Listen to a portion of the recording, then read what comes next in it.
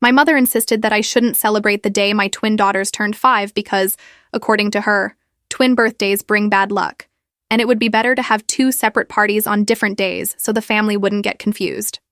She showed up at my house at 7 a.m. with only one gift, hugged Sophia while completely ignoring Luna, and announced that she had organized a surprise party just for Sophia at her house. When I confronted her obvious favoritism, she blurted out that Luna wasn't as charismatic as her sister, and that everyone in the family agreed but was afraid to tell me. The gift was wrapped in pink paper with Sophia's name written in my mother's perfect cursive. Luna stood 3 feet away in her matching yellow pajamas, watching her twin sister tear open the package to reveal an expensive dollhouse with working lights. My mother, Patricia Vance, didn't even glance in Luna's direction. Not once. The smell of her designer perfume filled my living room as she bent down to kiss Sophia's forehead, her manicured hands smoothing my daughter's dark curls. "Grandma has a special party planned just for you, sweetheart," she cooed, still ignoring Luna's presence. "With a princess theme and a real cake from that French bakery downtown. Just you and me and all your cousins." I felt my jaw tighten as I watched Luna's small shoulders curve inward, her brown eyes dropping to the floor. But I didn't cry. I didn't yell. Instead, I smiled and pulled out my phone, opening the family group chat where my mother had been posting photos of party preparations all week. Every single image featured Sophia's name. Not one mentioned twins. "That's interesting, Mom," I said calmly, still smiling. "Because I've already scheduled something for today, for both of my daughters, at the exact same time as your party." My mother's face went rigid, her perfectly applied lipstick suddenly looking garish in the morning light. She had no idea what was coming. None of them did. Because while she'd been planning her cruel little celebration, I'd been documenting every slight, every dismissive comment, every calculated act of favoritism for the past 5 years. And today, everyone would finally see what Patricia Vance really was. Growing up as Patricia Vance's daughter meant understanding that love was transactional and performance-based. My childhood home in Riverside, California was a museum of achievements, my mother curating which memories deserved wall space and which got relegated to forgotten albums in the garage. My older brother David received the prime real estate, his academic trophies and athletic awards displayed like artifacts in a shrine. My accomplishments in theater and writing were dismissed as hobbies that would never amount to anything practical. When I married James Thompson at 24, a high school English teacher with student loans and a modest salary, my mother barely concealed her disappointment. She'd wanted me to marry someone from her country club circle, someone who drove a luxury car and had a trust fund. James came from a working-class family in Oregon, his parents both nurses who'd taught him the value of kindness over status. My mother treated our wedding like a funeral she was obligated to attend. The pregnancy announcement 3 years into our marriage should have been joyous. Instead, my mother's first question was whether we could afford children on a teacher's salary. When the ultrasound revealed twins, her reaction was even worse. "Twins are exhausting," she'd said, stirring her sugar-free latte at the upscale cafe where we'd met for lunch. "And expensive. Have you considered that you might not be equipped to handle 2 at once?" I should have seen the warning signs then. But I'd grown up believing that grandchildren would soften her, that becoming a grandmother would unlock some maternal warmth she'd never shown me. I was catastrophically wrong. Sophia and Luna were born on a sunny April morning, delivered via C-section after 18 hours of complicated labor. They were identical in every measurable way. The same weight within ounces, the same length, the same dark hair and brown eyes that mirrored my own. The nurses couldn't tell them apart without checking their hospital bracelets. But my mother could. Or at least she claimed she could. From the first hospital visit, Patricia fixated on Sophia. She held her longer, cooed over her more enthusiastically, took more photos of her. When I pointed out that Luna was right there in the bassinet, equally deserving of attention, my mother waved her hand dismissively. "Babies know when they're special," she'd said, as if that explained everything. "Some just have that quality that draws people in." Luna apparently didn't have that quality, according to Patricia's calculus. Over the next 5 years, the favoritism crystallized into a pattern so consistent, it might as well have been scheduled. Birthday gifts arrived for Sophia only. Christmas presents were lopsided, with Sophia receiving expensive toys, while Luna got generic books my mother had clearly grabbed from a clearance bin. Family photos at Patricia's house featured Sophia prominently, while Luna was either cropped out or positioned at awkward angles in the background. My husband James noticed immediately. "Your mother needs to stop," he'd said after the twins' second birthday, when Patricia had thrown an elaborate princess party for Sophia and conveniently forgotten to invite Luna's half of the friend list. This isn't just favoritism, this is emotional abuse. But confronting Patricia meant risking family upheaval. My brother David, ever the golden child, defended our mother's actions as just her personality. My father Richard had checked out of family dynamics years ago, retreating into his law practice and avoiding conflict. My aunts and uncles pretended not to notice, uncomfortable with challenging Patricia's authority as the family matriarch. I'd tried addressing it directly, multiple times. After Luna's third birthday, when Patricia sent only Sophia a card with $50 inside, I called her. "Mom, you forgot Luna's card." "I didn't forget," she'd replied coolly. "I sent the one I meant to send. You sent money to one twin, but not the other.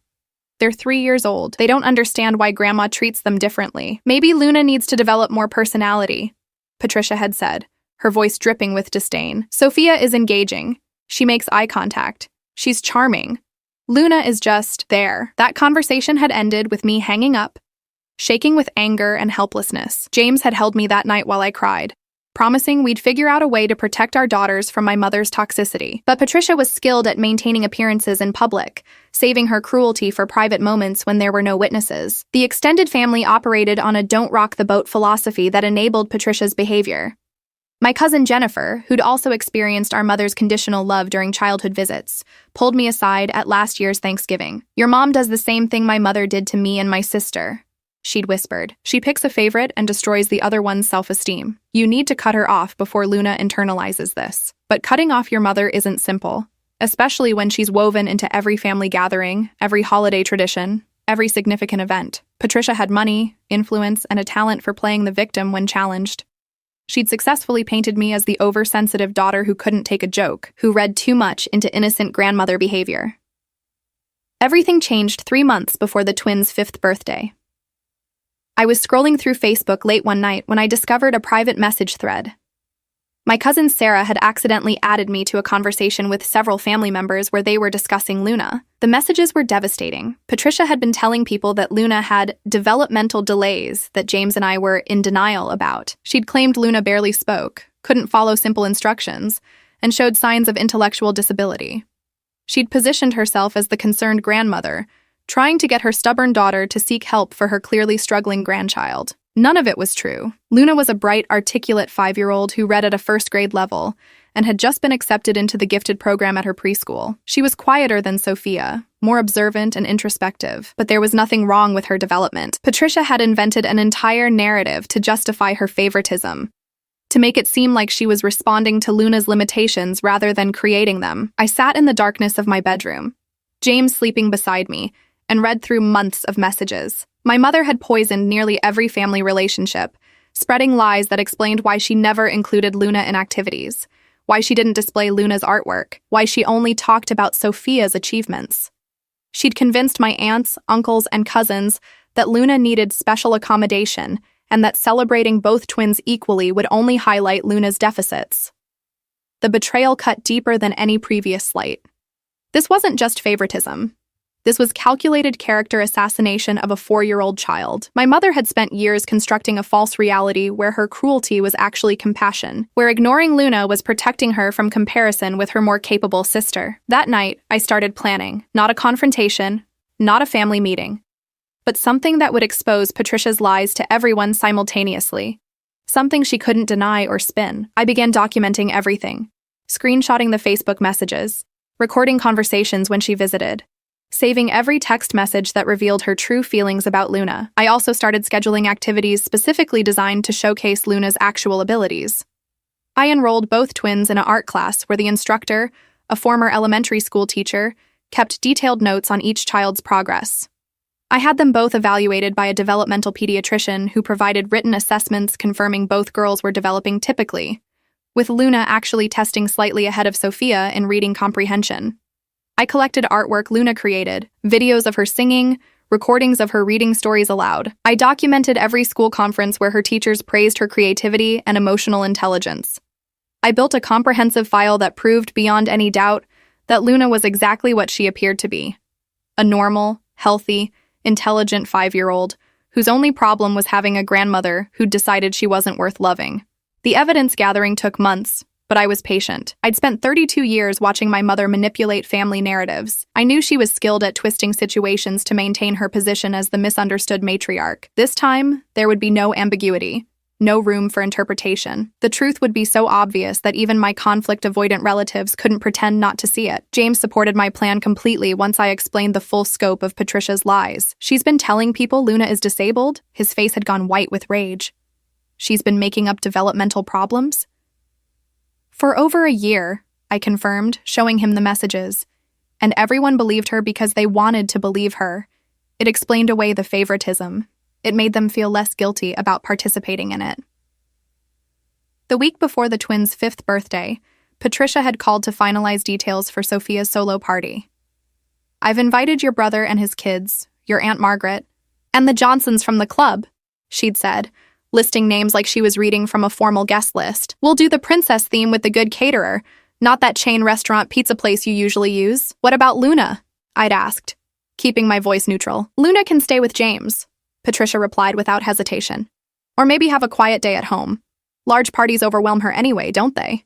Given her challenges." "Her challenges," I repeated flatly. "Rebecca, we don't need to pretend anymore," my mother said with fake gentleness. "I know you and James are trying your best, but Luna clearly needs different support than Sophia. It's not fair to either of them to keep treating them identically when their needs are so different." That's when she'd asked about coming over early on their actual birthday, suggesting that Sophia deserved to start her special day with grandmother time. I'd agreed, already knowing exactly what I'd do when she arrived with her single gift and her performative affection for one twin while erasing the other. When my mother finally left that morning, after I'd calmly informed her about my conflicting plans, she tried to maintain her composure. But I saw the flash of panic in her eyes, the way her fingers tightened around her designer purse.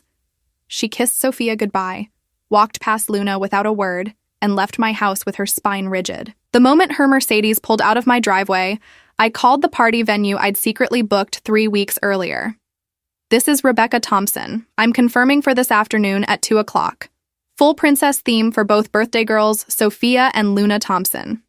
Yes, the guest list I sent over is final." Perfect. James came downstairs already dressed for the day. "You really doing this? Every single relative who was invited to her party is also invited to ours," I confirmed. "Same time, different location. I sent formal invitations yesterday to everyone's email. My mother just doesn't know it yet." My husband pulled me close, kissing my forehead. "She's going to lose her mind." "Good," I said simply. The venue was a local event space that specialized in children's parties. Nothing as expensive as what my mother had arranged, but warm and welcoming. I'd hired 2 professional photographers, not just to capture the party, but to document both girls being celebrated equally. I'd ordered a custom cake with both names in identical lettering, arranged for matching princess dresses that I'd hidden in the guest room, and prepared activity stations that would showcase what Luna could actually do. At 11 o'clock, my phone started buzzing. My Aunt Margaret was the first to call. "Rebecca, honey, I just got your invitation. I'm a bit confused because your mother said Sophia's party was at her house today." "That's Sophia's party," I said pleasantly. "Mine is for both of my daughters. You're welcome at either one, but I hope you'll come celebrate both of my girls." Silence on the other end, then carefully, "Your mother mentioned that Luna has some special needs that make big parties difficult for her." "Really?" I kept my voice light. "What specific needs did she mention?" More silence. "Well, she said Luna is delayed, that you and James are working with specialists." "Interesting," I replied. "I have Luna's recent developmental evaluation right here from Dr. Chen at Children's Hospital. She's actually testing above grade level in several areas. Would you like me to send you a copy?" I'm sure that's not necessary." "I insist," I said firmly. "In fact, I'm sending it to everyone in the family right now, just so we're all working with accurate information about my daughter's health." I heard my aunt's sharp intake of breath. "Rebecca, if your mother has been saying things that aren't true, come to the party, Aunt Margaret. See for yourself." I made 7 more calls that morning, each one following the same script. By noon, my email had been flooded with responses from relatives who were suddenly very confused about what they'd been told regarding Luna's development. I responded to each one with the same attachment: Dr. Chen's comprehensive evaluation, Luna's preschool progress reports, and a video compilation I'd edited showing Luna reading, singing, solving puzzles, and interacting normally with other children. My brother David called at 12:30. "Mom is freaking out. She says you're trying to humiliate her. I'm throwing a birthday party for both of my daughters, I said calmly. How is that humiliating anyone? You know what you're doing, David accused. You've always been jealous that Mom has a special bond with Sophia. A special bond, I repeated. Is that what we're calling it when a grandmother tells the entire family that one of her granddaughters is intellectually disabled, even though she's not? Silence. Then quietly, what are you talking about? Check the family group chat, David. Check the messages Mom sent to Aunt Margaret, Aunt Linda, and Jennifer over the past year. Read what she's been saying about Luna. Then tell me again about special bonds. He hung up without responding, but 15 minutes later, my phone lit up with notifications. The family group chat was exploding. My cousin Jennifer had posted screenshots of the messages my mother had sent her about Luna, complete with Patricia's claims about developmental delays, behavioral problems, and my supposed denial about seeking help. Then Sarah posted more messages, these ones showing Patricia explicitly stating that she was only planning Sophia's party because Luna wouldn't be able to appreciate it anyway. My Aunt Linda, who'd apparently been storing up years of observations, posted a long message detailing every family gathering where Patricia had excluded Luna, ignored her, or actively removed her from photos. I thought Rebecca was being oversensitive, Linda wrote. I thought Patricia just naturally connected better with Sophia. But reading these messages, seeing this pattern written out, I'm disgusted with myself for not saying something sooner. The avalanche had started, and there was no stopping it now. My mother tried calling me 6 times between 1 and 1:30. I didn't answer. Instead, I was at home helping both of my daughters into their matching princess dresses, styling their identical dark curls, and explaining that today was special because everyone was going to celebrate them together. Is Grandma coming? Sophia asked, adjusting her plastic tiara. I don't know, sweetie, I said honestly. Luna looked up at me with those perceptive brown eyes. Grandma doesn't like me very much, does she? My heart cracked, but I kept my voice steady. Grandma has been making some mistakes, but you know what? Everyone else loves you exactly as much as they love your sister. And today, we're going to celebrate both of you the way you deserve. At the venue, the decorations were perfect. 2 thrones sat at the head of the room, one labeled Sophia and one labeled Luna. The activity tables were set up to showcase different skills. A reading corner where kids could listen to Luna read a story aloud, an art station featuring both girls' paintings side by side, a music area where both could perform the songs they'd learned in their class. The guests started arriving at 1:45. My Aunt Margaret came first, her eyes red like she'd been crying. She bent down to hug Luna tightly, whispering something I couldn't hear that made my daughter's face light up. My Aunt Linda arrived with her 3 teenagers, all of whom made a point of greeting both twins with equal enthusiasm. My brother David showed up at 1:50, his wife Amanda beside him. He looked uncomfortable, avoiding eye contact with me as they found seats. But I noticed Amanda spent several minutes talking to Luna, genuinely engaging with her in a way she'd never bothered to before. At 2 o'clock, the party was in full swing with 35 guests, everyone who'd been invited to both celebrations. Everyone except my mother. Her house across town was probably decorated and catered, the expensive princess cake sitting on her dining room table, waiting for guests who would never arrive. My phone buzzed with a text from Patricia at 2:15. You've turned the whole family against me. I hope you're happy. I typed back. I didn't turn anyone against you. I just stopped hiding what you were doing. At 2:30, I gathered everyone's attention. Thank you all for coming to celebrate Sophia and Luna's 5th birthday. As many of you now know, there's been some confusion in our family about Luna's development and abilities, so I thought today would be a perfect opportunity to clear that up. I pulled up the video compilation on the venue screen, the one I'd been preparing for weeks. It showed Luna at various ages, babbling as an infant at the same time as Sophia, taking her first steps on the same day as her sister, speaking her first words within days of each other. Then more recent footage. Luna reading chapter books, Luna solving age-appropriate math problems, Luna playing complex, imaginative games with her sister and friends. Luna is a healthy, intelligent, creative 5-year-old, I said clearly. She always has been, but for the past year, someone in this family has been spreading false information about her, claiming she has developmental delays and special needs that don't exist. That person used these lies to justify excluding Luna from family activities, from celebrations, from basic love and attention. The room was silent except for the video playing. I saw several people glancing at their phones, clearly putting pieces together. I'm not sharing this to embarrass anyone, I continued, though we all knew that was exactly what I was doing. I'm sharing it because Luna deserves to have her truth told. She deserves to have everyone see her for who she actually is, not who she's been portrayed to be. The applause started slowly, then built. My daughters sat in their matching thrones, Sophia looking confused but happy, Luna's eyes bright with tears she was too young to fully understand. After the video, we moved to activities. I watched as relatives who'd barely interacted with Luna before suddenly paid attention, listened to her read, admired her artwork, engaged with her like the intelligent child she'd always been. The contrast with previous family gatherings was stark and damning. My Aunt Margaret pulled me aside during cake cutting. "I'm so sorry, Rebecca. We should have questioned things earlier. We should have noticed. You noticed," I said quietly. "You just didn't want to deal with confronting her." She nodded, tears streaming down her face.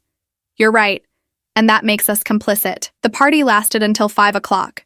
Both girls were exhausted and happy, their faces sticky with cake, their princess dresses slightly rumpled. As we packed up, my phone buzzed with another text from my mother. "I can't believe you would humiliate me like this in front of the entire family. After everything I've done for you." I didn't respond. Instead, I posted a photo album on Facebook titled Sophia and Luna's 5th birthday celebration. Every picture showed both girls, blowing out candles together, opening presents together, laughing with relatives who were finally treating them equally. The album went live at 5:30, tagged with every family member who'd attended. The comments started immediately. Cousins I hadn't heard from in years wrote about how beautiful both girls were, how clearly loved they both were, how wonderful it was to see them celebrated together. My Aunt Linda commented, "Two beautiful, brilliant granddaughters. Any grandmother would be lucky to love them both equally." The message was clear, and everyone understood it. By 6 o'clock, the post had 43 comments, all of them praising both twins, many of them explicitly mentioning how good it was to see Luna included properly. Not one comment came from my mother. That evening, after the girls were asleep, James and I sat on our back porch. "Your phone's been buzzing nonstop for 3 hours," he observed. "I know," I said, but I didn't reach for it. The texts were from relatives, some apologizing, some asking what they should do about my mother, some sharing their own stories of Patricia's favoritism that they'd witnessed but never challenged. "Do you feel bad?" James asked. "About exposing her like that?" I thought about Luna's face when relatives actually listened to her read, when they praised her artwork, when they treated her like she mattered. I thought about 5 years of watching my daughter's spirit slowly dim under the weight of being invisible to her own grandmother. "No," I said simply. "I don't feel bad at all. My mother didn't call for 3 days, which was its own form of communication." The family group chat, however, exploded with activity. My cousin Jennifer started a thread asking everyone to share their experiences with Patricia's favoritism, not just with my daughters, but throughout their own childhoods. The stories that emerged painted a consistent picture. Patricia loved conditionally, strategically, using affection as currency and withholding it as punishment. My Aunt Linda described how Patricia had excluded her youngest daughter from family photos for years because she'd gained weight. My cousin David, my brother's namesake, shared that Patricia had refused to attend his wedding because his fiancé was Korean, and she'd wanted him to marry someone from our culture. Even my father, who rarely involved himself in family drama, quietly posted that Patricia had tried to convince him to divorce me when I was a baby because I'd been colicky, and she couldn't bond with a difficult child. The pattern was undeniable, and seeing it laid out chronologically by multiple family members made it impossible to dismiss as isolated incidents or misunderstandings. My mother had spent decades manipulating family dynamics, creating hierarchies of worthiness, and convincing people that her cruelty was actually preference or natural connection. On the 4th day, Patricia finally called. I answered on the 2nd ring, putting her on speaker so James could hear. "Rebecca," she began, her voice tight with controlled anger. "We need to discuss your behavior at that party." "My behavior," I repeated neutrally. "You deliberately undermined me in front of the entire family. You made me look like a monster." "I showed videos of my daughter and shared her medical evaluations," I said calmly. "Which part of that made you look like a monster?" "You know exactly what you did," she hissed. "You turned everyone against me with your little performance. You've always been dramatic. Always needed to be the center of attention." "Mom," I interrupted. "You told everyone in our family that Luna has developmental disabilities. You made up medical conditions that don't exist. You used those lies to justify excluding her from your life. What part of that should I have kept quiet about? Silence on the other end, then. I never said she was disabled. I said she was different from Sophia, that she needed different accommodation. I have the messages, I stated flatly. Jennifer forwarded them all to me. You specifically told Aunt Margaret that Luna was intellectually delayed, and that James and I were in denial about her limitations. You told Sarah that Luna probably wouldn't develop normal social skills. Should I read you more quotes, or do you remember what you wrote? More silence. Then, voice shaking, I was concerned. I was trying to help. By telling people my healthy daughter is disabled? By throwing a birthday party for one twin and excluding the other? By spending 5 years making Luna feel worthless? My voice rose despite my intention to stay calm. That's not concern, Mom. That's calculated cruelty. How dare you speak to me that way? Patricia snapped. I'm your mother. I deserve respect. Respect is earned, I shot back. And you lost mine the day you looked at my 5-year-old daughter and decided she wasn't worth loving. I never said she wasn't worth loving. I just connected more naturally with Sophia. That happens with grandparents. You can't force a bond that isn't there. You didn't just fail to bond with her, I said, my voice cold now. You actively worked to convince everyone else not to bond with her either. You poisoned every relationship she could have had with extended family because you couldn't stand that she wasn't whoever you wanted her to be. She's boring, Patricia blurted out. There, I said it. Sophia is engaging and charming and fun to be around. Luna just sits there staring at people with those big eyes. She doesn't perform. She doesn't try to make people like her. What was I supposed to do? Pretend I enjoyed spending time with a child who has the personality of a houseplant? The admission hung in the air. So casually cruel it took my breath away. James's face had gone white, his hands clenched into fists. She's 5 years old, I whispered. She's a 5-year-old child who didn't perform for you, so you decided she wasn't worth basic kindness. I'm just being honest, Patricia said defensively. Everyone thinks it, but they're too scared to say it. Sophia is special. Luna is ordinary. That's not my fault. You're right, I said quietly. It's not your fault that Luna is thoughtful and observant instead of performative. That's who she is, and it's beautiful. What is your fault is deciding that made her worthless. What is your fault is convincing yourself that your preferences justified lies and exclusion and emotional abuse. I never abused anyone, Patricia protested shrilly. You're being hysterical. I'm done, Mom, I said, my voice steady again. I'm done pretending your behavior is acceptable. I'm done making excuses for you. I'm done letting you near my daughters. You can't keep me from my grandchildren, she threatened. Watch me, I replied. You're not welcome in my home. You're not invited to school events or future birthdays or holidays. You made your choice about which granddaughter mattered to you. Now I'm making mine about which grandmother my daughters need in their lives. And it's not you. I hung up before she could respond. My hands were shaking, but I felt lighter than I had in years. James pulled me close, holding me while I processed what I'd just done. She's going to make this hell for you, he murmured against my hair. She was already making it hell, I replied. At least now I'm not pretending otherwise. The fallout was immediate and intense. My mother called my brother, who called me demanding I apologize and stop tearing the family apart. I refused. She called my father, who surprised everyone by telling her he thought I was right and that he should have intervened years ago. She tried calling my aunts and uncles, looking for allies, but the messages she'd sent about Luna had destroyed any credibility she had with them. Within a week, Patricia had been effectively isolated from the family she'd spent decades controlling, not because I'd turned people against her, but because once the pattern was visible, everyone could see it in their own experiences. The cousin she'd excluded for being overweight, the nephew she'd ignored for marrying interracially, the niece she'd dismissed for choosing a creative career over business. They all recognized themselves in Luna's story. My mother tried one more manipulation. She showed up at Luna's preschool, claiming she was there to pick her up for a grandmother-granddaughter day. The school, thank God, had been briefed about the situation and refused to release Luna to her. They called me immediately, and I arrived to find Patricia arguing with the director. Mrs. Vance, as we explained, "You're not on Luna's approved pickup list," the director was saying firmly. "I'm her grandmother," Patricia insisted. "This is absurd. Rebecca is turning my own granddaughter against me." "Mom," I said, walking up behind her. "Leave now." She spun around, her face flushed. You're poisoning my relationship with my granddaughter. You never had a relationship with her, I said flatly. That's the whole problem. You had 5 years to build one, and you chose to tear her down instead. Now you need to leave before I call the police. You wouldn't dare, she breathed. I pulled out my phone and dialed 911, holding eye contact with her as the dispatcher answered.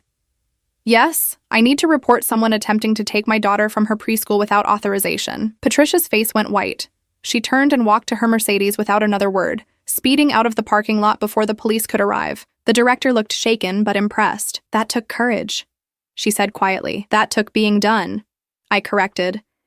I should have done it years ago, 6 months after the birthday party that changed everything. Life had settled into a new normal.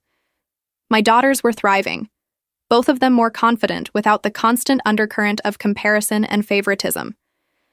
Luna, in particular, had blossomed once she realized that family gatherings no longer meant being invisible. At Thanksgiving, hosted at my Aunt Margaret's house, I watched Luna read a story to her younger cousins, all of them sitting in rapt attention. She'd chosen a book about a quiet mouse who saved her loud animal friends through careful observation, and the symbolism wasn't lost on the adults in the room. When she finished, my Aunt Linda started applause that everyone joined. Luna's face lit up, not with the desperate need for approval I'd sometimes seen in Sophia, but with genuine pleasure at being seen. My mother was not at Thanksgiving. She'd been invited by my Aunt Margaret, in what I thought was an overly generous gesture, but Patricia had declined, saying she wouldn't attend any gathering where she was made to feel unwelcome. Nobody had made her feel unwelcome. They'd simply made it clear that if she attended, she'd be expected to treat both of her granddaughters equally. Apparently, that was too much to ask. My brother David had slowly come around, though our relationship would never be what it was. He'd attended the twins' 5th birthday party reluctantly, but afterward, his wife Amanda had apparently given him an earful about their own daughter and what favoritism from Patricia might look like in her future. They'd started setting boundaries with my mother, declining invitations when she made it clear she planned to exclude certain family members. The most surprising change came from my father. Richard had spent 35 years avoiding conflict with his wife, but something about the Luna situation had finally broken through his passivity. He'd moved out of their house 3 months after the birthday party, taking an apartment downtown and filing for separation. I kept telling myself it wasn't my place to intervene in how she treated people. He'd told me over coffee one Saturday morning that she was just particular about who she connected with. But reading those messages, seeing how deliberately she'd lied about Luna, I couldn't pretend anymore. If I'd been a real grandfather, a real father, I would have stopped this years ago. I'd cried then, not from sadness, but from the relief of finally having a parent who chose protection over peace. He'd started seeing Sophia and Luna weekly, bringing books and art supplies, asking Luna about her interests instead of just waiting for Sophia to dominate conversations. He was learning to be the grandfather both girls deserved. Patricia had made one final attempt at reconciliation, if it could be called that. She'd sent a letter to my house, 3 typed pages outlining how she'd been misunderstood and how her natural personality differences with Luna didn't mean she didn't love her. The letter was a masterpiece of non-apology, taking responsibility for nothing while suggesting that everyone else had overreacted. I'd read it once, then filed it away in the folder I was keeping in case I ever needed a restraining order. I didn't respond. What could I say that hadn't already been said? She'd had countless opportunities to change, to see Luna as she actually was, to treat both of my daughters with equal love. She'd chosen cruelty instead, and now she was living with the consequences. The strangest part of cutting my mother out of our lives was how little we missed her. The girls occasionally asked about Grandma Patricia, usually when they saw Sophia's dollhouse or remembered some past interaction, but they didn't express longing or sadness. Children are remarkably adaptable when removed from toxic situations. Luna, especially, seemed lighter. She smiled more freely, spoke up more in groups, and stopped the habit she'd developed of checking to see if Sophia was getting more attention before asking for anything herself. In removing Patricia's constant judgment, I'd apparently removed a weight Luna had been carrying without fully understanding it. My cousin Jennifer and I had grown closer through all of this, bonding over shared experiences of Patricia's conditional love.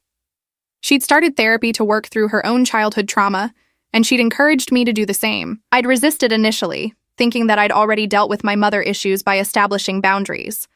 But my therapist, Dr. Morgan, helped me see that protecting my daughters was only the first step. I also needed to process my own experiences of growing up as Patricia's daughter. You learned very young that love was something you had to earn, Dr. Morgan observed during one session. That your worth was tied to your performance, your appearance, your compliance. Even though you've rejected that model intellectually, it still influenced how you move through the world. She was right. I'd spent years trying to be the perfect daughter, thinking that if I just achieved enough or behaved correctly enough, my mother would finally approve of me. It had taken watching her destroy my daughter's self-worth for me to recognize the system was rigged from the start. Patricia didn't withhold love because we weren't worthy. She withheld it because controlling love gave her power. Understanding that didn't erase the pain of growing up with a mother who treated affection like a commodity, but it did help me release the guilt I'd been carrying. I hadn't failed my mother by setting boundaries. She'd failed me by making boundaries necessary. 8 months after the birthday party on a crisp December morning, I took both girls to their first day of kindergarten. They wore matching backpacks that they'd picked out together, a compromise between Sophia's preference for pink glitter and Luna's love of purple butterflies. The result was pink backpacks with purple butterfly patches that both girls agreed were perfect. In the kindergarten classroom, Mrs. Patterson asked each child to share something about themselves. Sophia went first, as she usually did, talking enthusiastically about her love of dancing and princesses. Then Luna spoke, her voice quiet but clear, talking about how she loved reading and drawing pictures of the stories she'd read. "That's wonderful, Luna," Mrs. Patterson said warmly. "Maybe you could share some of your drawings with the class sometime?" Luna nodded, her face glowing with the pleasure of being truly seen. I watched from the hallway, tears pricking my eyes at the simple beauty of my daughter being appreciated for exactly who she was. Walking back to my car after dropping them off, I thought about the previous 5 years and everything that had led to this moment. The favoritism, the lies, the devastating realization that my own mother had chosen to harm my child rather than examine her own prejudices. The confrontation, the exposure, the systematic dismantling of Patricia's control over our family dynamics. If someone had told me a year ago that I'd completely sever my relationship with my mother, I would have thought it impossible. Family was supposed to be forever, supposed to work through anything, supposed to find a way to reconcile. But I'd learned that some relationships are toxic beyond repair, that some people are incapable of the self-reflection necessary for genuine change, and that protecting the innocent sometimes means cutting off the harmful. My phone buzzed with a text from James. "How was drop-off? Are my girls okay?" I smiled, typing back. Both thriving, both happy, both exactly where they should be. That evening, as I tucked the girls into their beds, Luna asked a question I'd been half expecting. "Mommy, does Grandma Patricia not love me because I did something wrong?" I sat on the edge of her bed, smoothing her dark curls back from her forehead. "No, sweetheart. You didn't do anything wrong. Sometimes grown-ups have problems in their hearts that make it hard for them to love people the way they should. That's not about you. That's about her." "But she loves Sophia," Luna pointed out with 5-year-old logic. "She thinks she does," I said carefully. "But real love isn't about picking favorites or making people compete. Real love means loving people for who they actually are, not who you want them to be. Grandma Patricia hasn't learned how to do that yet. Will she learn?" Luna asked, those perceptive brown eyes searching my face. "I don't know," I admitted, "but here's what I do know. You have a daddy who loves you completely. Grandpa Richard who thinks you're brilliant, aunts and uncles and cousins who can't wait to spend time with you, and a mommy who would do anything to protect you. That's more than enough love for anyone." Luna considered this, then nodded. "Okay," she said simply, and rolled over to sleep. In the doorway, Sophia called out, "Mommy, I love Luna exactly the same as she loves me, right?" "Exactly the same," I confirmed. "Good," Sophia said decisively. "Because we're twins, and twins are supposed to be equal." From the mouths of 5-year-olds, I thought, came wisdom that their grandmother had spent 63 years failing to learn. That night, lying in bed with James, I thought about justice and consequences, and the strange relief of finally standing up to the person who'd controlled my emotional landscape for 3 decades. "Do you think I was too harsh?" I asked him.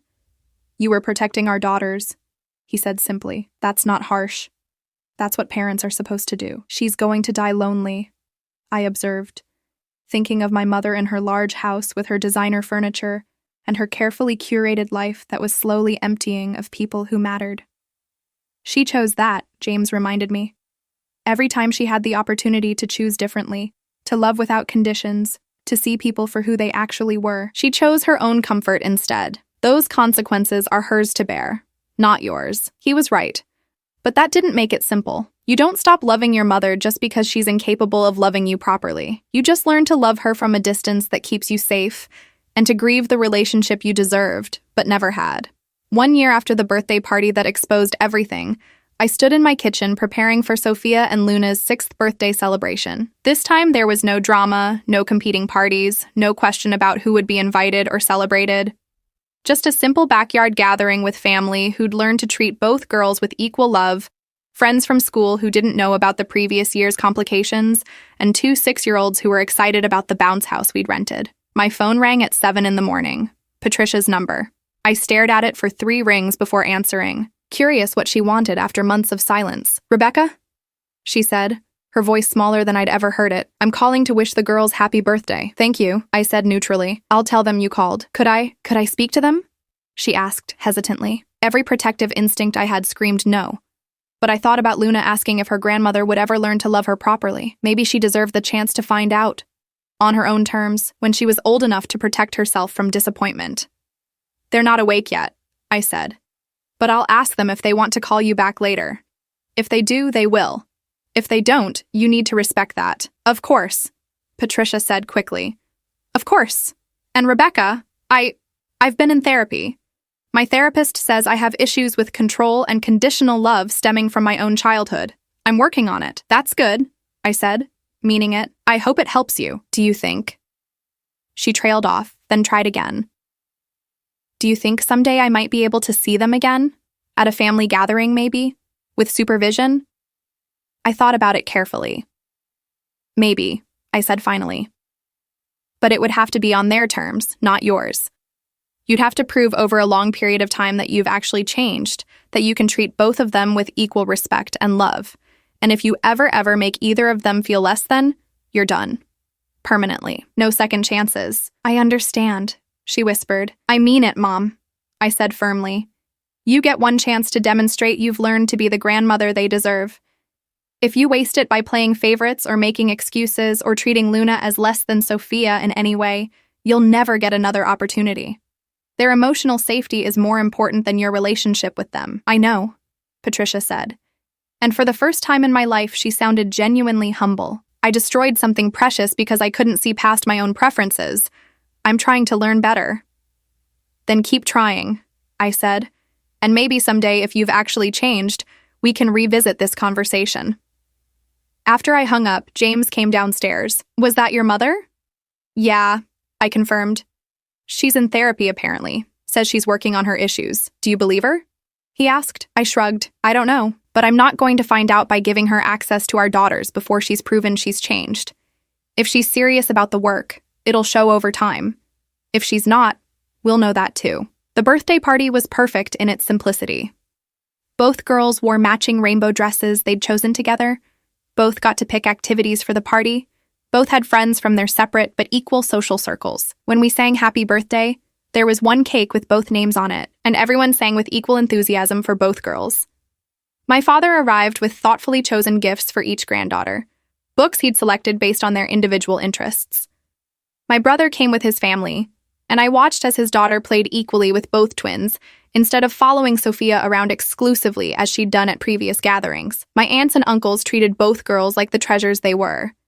The absence of my mother was noticeable, but not painful. We'd built something new from the wreckage of her favoritism, something healthier and more genuine. Whatever happened with Patricia in the future, whether she genuinely changed or remained stuck in her patterns, we would be okay. We'd learned to be a family without her, and that knowledge was its own form of freedom. As the party wound down and the girls opened presents, I took a moment to stand back and observe. Both of my daughters were laughing, surrounded by people who loved them for exactly who they were. Luna wasn't performing or competing for attention. She was just being herself, quiet and observant, and deeply loved. Sophia wasn't being elevated above her sister, or taught that her worth came from being preferred. She was just a 6-year-old enjoying her birthday with her twin. This was what I'd fought for. Not revenge against my mother, though the exposure of her lies had been necessary. Not family drama or public confrontation, though both had been unavoidable. I'd fought for this. Two little girls who understood that love wasn't conditional, that worth wasn't comparative, and that they were both exactly enough as they were. Patricia had tried to teach my daughters that one of them mattered more than the other. Instead, she'd taught me that protecting children from that message was worth any personal cost. And in losing her control over our family, she'd freed us all to love each other more authentically. That night, after the guests had left and the girls were asleep, James and I cleaned up the backyard. 6 years old, he mused, picking up paper plates. Remember when we couldn't imagine getting through the newborn phase? I remember thinking it would get easier. I laughed. Then we got a toxic grandmother thrown into the mix. But you handled it, he said, pulling me close. You protected them. We protected them, I corrected. I couldn't have done this without you. So what happens now? James asked. If your mom actually changes, then maybe eventually very carefully supervised visits where she has to demonstrate consistently equal treatment, I said. But that's years away, if it happens at all. And honestly, I'm okay if it doesn't happen. They have plenty of people who love them properly. They don't need someone who has to work at treating them like they're both worth loving. Fair enough, James agreed. To the best decision you ever made. What decision was that? I asked. Choosing your daughter's well-being over keeping the peace with someone who didn't deserve it, he said simply. Later, lying in bed, I thought about everything that had happened since that morning a year ago, when my mother showed up with a single gift for one twin and contempt for the other. The confrontation, the exposure, the systematic dismantling of her control over our family narrative, the pain of cutting off my own mother, the relief of protecting my daughters, the complicated grief of losing a relationship that was never what I'd needed it to be. I thought about Luna asking if her grandmother didn't love her because she'd done something wrong, and my heart ached at how close I'd come to letting Patricia's poison seep into my daughter's sense of self, but I'd stopped it. Not perfectly, not without damage, but I'd stopped it before it became permanent. And I thought about Sophia, who could have been taught that love was about being preferred, about competition, about performing for approval, who could have grown up as entitled and cruel as her grandmother, believing that some people simply deserved more love than others. Instead, she was learning that love was about equality, consistency, and seeing people for who they actually were. This wasn't the family story I'd imagined when I was pregnant with twins, dreaming of grandparent relationships and family gatherings, but it was real, and it was ours, and it was built on a foundation of actual love, rather than performance and favoritism. My mother had tried to teach my daughters that one of them was worth less than the other. Instead, she'd taught me that some people will never be capable of the kind of love that matters, and that walking away from those people, no matter how painful, was sometimes the most loving choice you could make. As I drifted off to sleep, my last thought was of Luna's face when Mrs. Patterson praised her drawing, that glow of being genuinely seen and appreciated. That's what I'd fought for. And I'd do it again, 1,000 times over, without hesitation, because some things are worth protecting and some people are worth losing, and knowing the difference is what makes you a good mother.